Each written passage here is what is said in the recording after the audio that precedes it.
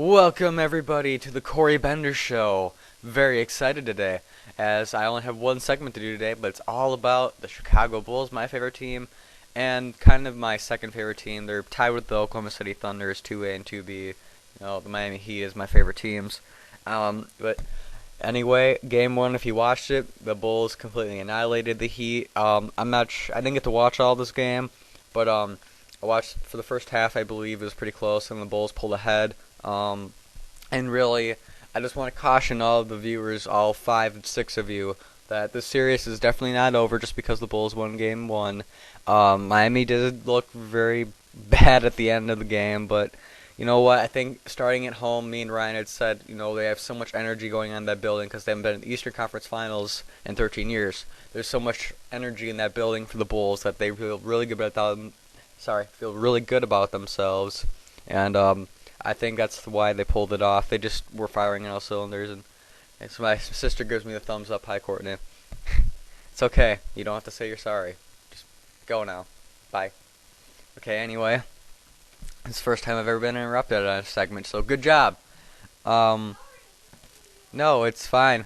Anyway, let's see here. Backtrack. Okay, I pulled up the box score here, and this is also another reason why they won this game.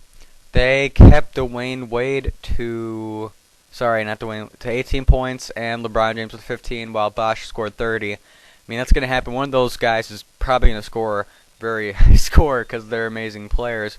But the rest of the team, your next highest score was Mario Chalmers at 9. Ouch. And then some guys at 4. But for James and Wade to only combined for, quick math here, about 33 points. That's probably why they won this game. Luol Deng got 21 points. Ronnie Brewer, man, he got 8. That's pretty good. He didn't score even that much. Derrick Rose got 28. Noah with 9. Boozer with 14. So they kept it evenly balanced, I guess. Rose will get his shots. Deng can be the second scorer on some nights. But that's the thing, though, is that these teams both play great defense, and I think this series is going to shift more to now. This is not a game where Miami's going to go and be like, okay, your series is over. This is going to be a wake-up call for them, because they're going, we just got crushed. We should have expected it to be a close game if we're going to lose, because all we have to do is stop Derrick Rose. At least that's what their mindset should be. They should really be thinking, if we can stop Rose, we could have easily won this game. Offensive-wise, LeBron and Dwayne maybe they weren't just having the greatest games, but that's going to happen on any given night. But the thing is that they're going to get a wake-up call going, okay, we're going to go attack and attack and attack. We're going to try and get Rose in foul trouble. Maybe put Dwayne Wade on him I guess he was on him, I'm not sure. But you got to not let the Bulls get a second score, and that's the thing, too, is that they really don't have a consistent second scoring option. It's been happening that all year. Sometimes it might be Luol Deng. Once in a while, it's Carlos Boozer. And that's usually about it. And I just don't know. I don't know if the Bulls could do it again. They certainly won't crush them again. Do they think they can take game 2? Maybe. But I just don't know because they're so inconsistent with a second scoring option. And that's why me and Ryan are pounding about get Dwight Howard in the off season, even though he's not on your top list. Make it a huge priority. Anyway, you got to have a consistent second scoring option with this team because you can't get a free agent that's good enough to do that. And there's no trading. So you have to have probably Luol Deng as your next scoring option. And he's emerged into a pretty good player. He's had battle injuries most of his career. He's a good player. He's not a superstar, but he's a good player. If he and Rose can score over 20 points a night while they play excellent defense and some of these guys can at least get in double figures, then they'll win the series if they can play good defense with that too. It's just simple basketball IQ. Score and score, and then defend like hell, which both of these teams do. And Miami, they shouldn't really be panicking. They should be going, okay, we had one bad game. We probably expected maybe not to get crushed, but knowing that this is the first time they've had a series in Chicago for the Eastern Conference Finals since Jordan was there. So people are going to be pumped as hell. Maybe a little nervousness got into the rest of the team. And plus Miami just got off slaying the Giant in Boston in 5 games. So they had a few extra days off. Maybe it was a little rust, who knows.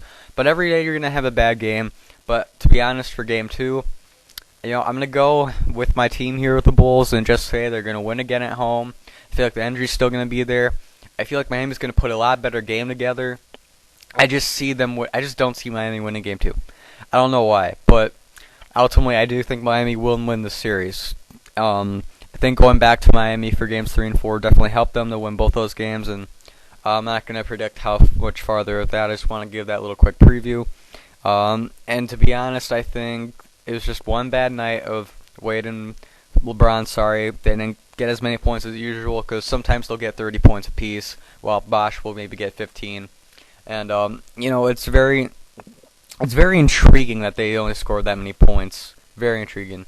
And it's also intriguing that Bulls had such a spread out scoring, because most of the time you'll see like Derrick Rose with all the points. At least that's what it should say in the box score.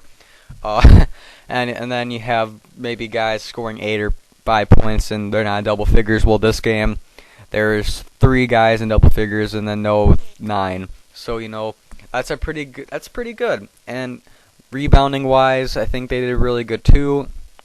3-point wise, let's trying to see how much Kyle Korver did. See, Kyle Korver only hit 1 3. He's been bad as of late.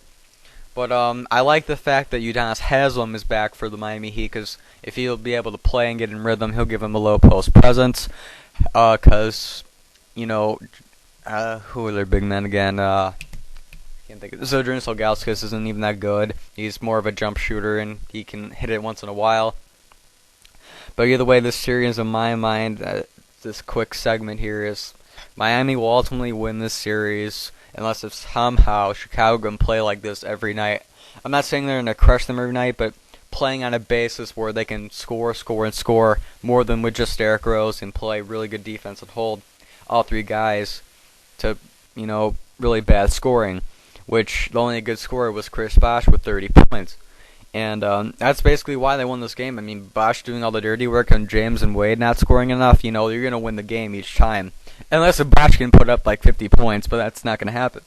Because, excuse me for a minute. Sorry. Something about Bosh, I think. Yeah. Bosh won't be able to get 50 points. He's a good player. He's the overrated guy in this whole Big 3 situation, but I think we've already dissected enough about that. To be honest, the series is going to go either 6 or 7. Miami will ultimately win it just because they have 3 of the greatest players, not just in the NBA, but in the world.